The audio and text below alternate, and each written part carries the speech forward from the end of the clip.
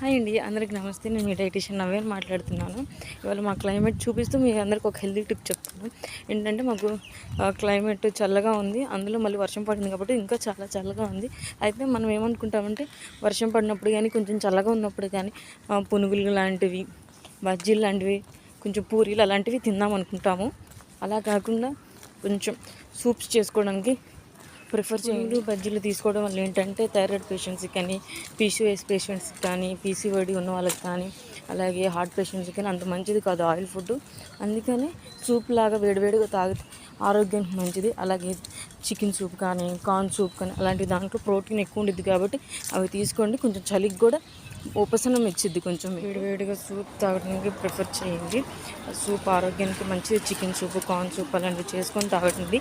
అలాగే ఇంకేమైనా healthy tips కావాలంటే నాకు కామెంట్ సెక్షన్లో కామెంట్ చేయండి. నేను ఆ హెల్తీ టిప్స్ గురించి చెప్తాను మీకు. అలాగే నా